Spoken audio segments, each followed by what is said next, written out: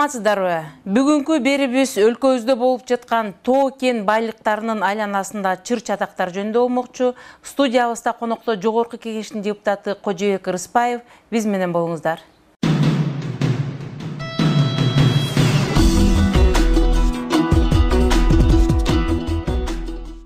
Саламатсызбы, Кожобек мырза, студиябызга куш келиптирсиз. Мына бүгүн өзүңүзгө белгилүү болгондой, коомчулугубузда негизи эле өлкөбүздүн ичинде десек да болот, тоо кен байлыктары боюнча абдан көп түшүнбөстүктөр жана чыр чатактар болуп жатат. Бул жөнүндө сиздин оюңуз кандай? Рахмат, саламатсыздар. Эми бул эң туура суроо.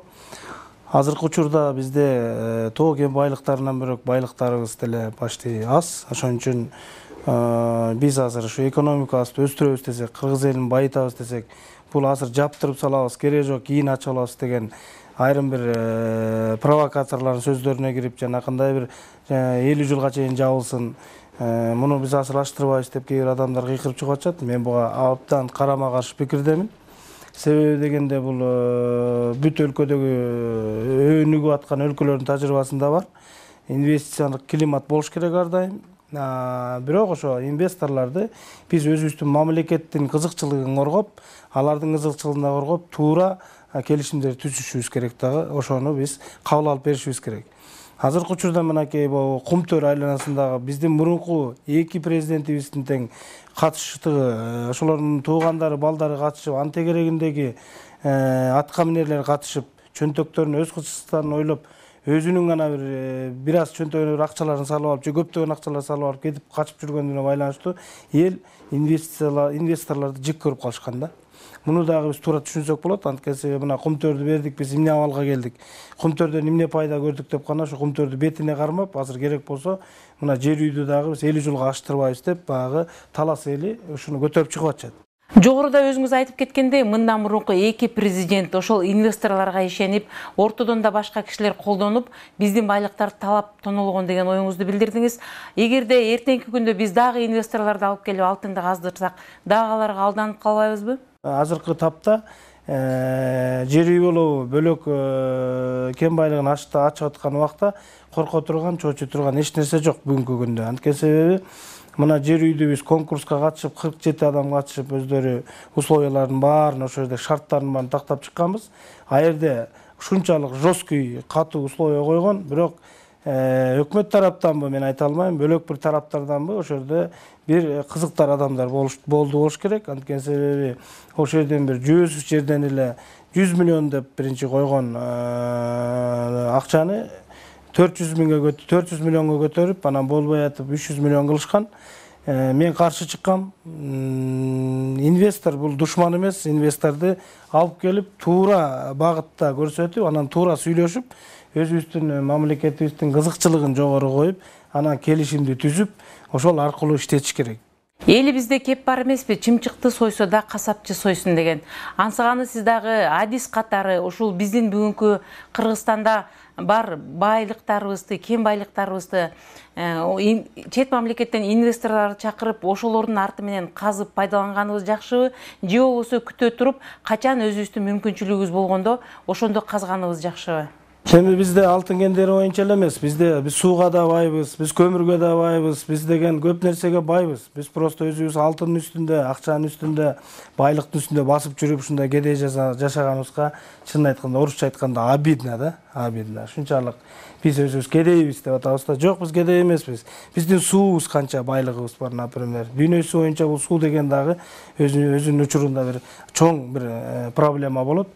Анан ошол бизди өзүбүздүн чоң ледниктерибизди сактап калышыбыз керек, мөңгүлөрдү сактап калыш үчүн биз жанакы баардык эле кендердин баарын подряд ача бериш керек эмес, туура айтып атасыңар да.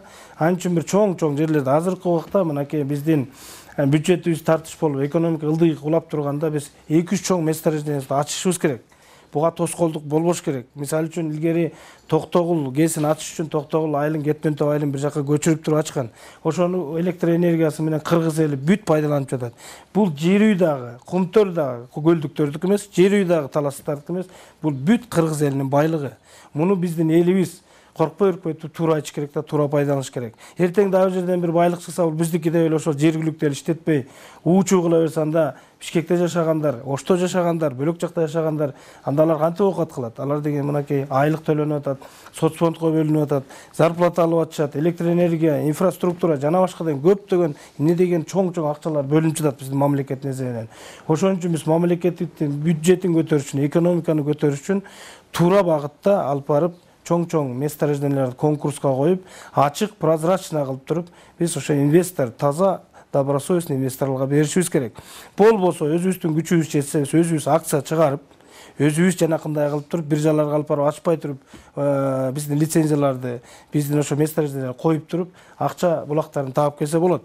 Буга убакыт, саат керек. Ошон үчүн биз азыр убактыбыз экономиканы көтөргөнгө тар. Анткени себеби биздин мугалимдер айлык албай калыш ыктымал абалы болот. Милициялар жана башка тармактагылар, пенсионерлер турат. Ошон үчүн биз өзүбүздүн кээ бир месторождение байлыктарыбызды инвесторду алам деген инвесторго ачык, прозрачно беришибиз керек дагы, иштетишибиз керек. А жерден биз доход жана башка байлыктарды алышыбыз керек. Жакында массалык маалымат айдыңында сизди инвесторлордон келген 1,5 миллион долларды өзүнүн жеке кызыкчылыгына жумшады деген маалымат пайда болгон экен. Бул жөнүндө кандайча ой бөлүшөсүз? Эми мындай да, бул кыргыз элинин жер байлыгы, кен байлыгы, бул кыргыз элинин байлыгы деген жигиттердин бири мен болом.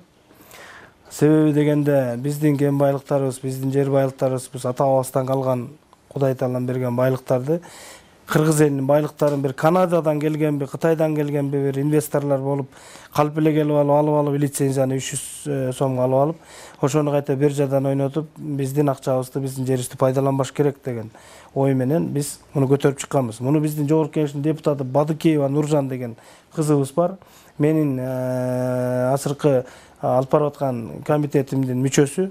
Ошол Нуржан депутат Нургалиевна деген кызыбыз алып чыкты баарын тең. Бул кеминдеги ак түстөгү мурунку совет маалында тастыкталган запасы менен жаткан биздин сейрек кездешүүчү металлдар. Бул кумтөрдөн да аябай жакшы. Бул деген где-то 22 миллиардка чейин запасы бар месторождение бар, жер байлыктарыбыз. Ошону убагында Максим менен байланыштуу компаниялар ошолор алып коюшкан, канадецтер. Азыркы убакта аны бизди ачык эле чыгып интервью Акипресстен жакпактан каралап аткан бул Максимдин кайнатасынын кайнагасы Кененбаев. Алардын баары тең ошол жерде мафия болуп калган азыркы учурда. Биз болгону айтып атабыз. Биринчи келишим лицензионный соглашение деп коет. Экинчи келишим бул аткарылган эмес.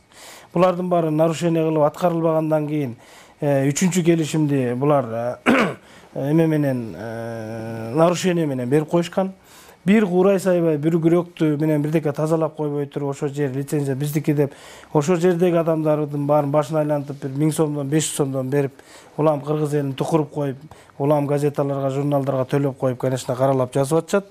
Өзүңүздөр, эсли туура түшүнсөңүздөр, канадецтердин колунда турган лицензияны кайсы келесо Кытай келип 1,5 миллион доллар берип, анан мен алып алам деп ойлонот. Муну биз тазалап туруп, таза кылып туруп, жана жер үйдөй кылып туруп конкурска коюп, таза татынакай бир добросовестный инвестор келип туруп, Кыргызстандын кызыкчылыгына төлөп, ошондой болуп иштесе деп гана алып чыгып атабыз. Бирок мафия экен койругун баскандан кийин булар мунун артында көптөгөн кишилер бар, мунун артында көптөгөн адамдар бар.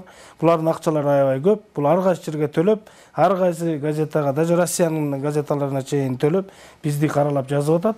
Бирок мен ойлойм, Кудай бар, мен Кудайдан корком, алардан корко турган эчтекем жок. Ак ыйлет сынбайт дейт. Мен кыргыз элиме иштеп келатканбыз, иштей беребиз, мунун жүзүн ачыш керек. Маегиңизге чоң рахмат. Дагы да болсо келип биздин студиябызда ушул бүгүнкү коомчулуктун ортосунда талаш тартыш болуп жаткан кен байлыгыбыз жөнүндө болгон жаңы маалыматтарыңызды айтып берип туруңуз. Кош келиптирсиз. Деги эле мамлекетибиздин эртең өсүп өнүшүнө калкыбыз чоң үмүт арткан тоо кен байлыктарыбыз, суу байлыктарыбыз бүгүнкү күндө бир багытта пайдаланылбай талаш тартыш болуп жатканы бизди да өкүндүрөт. Кайрадан кезигишкенче саламатта болуңуздар. Сиздер менен Үмүт Мукамбетова болду.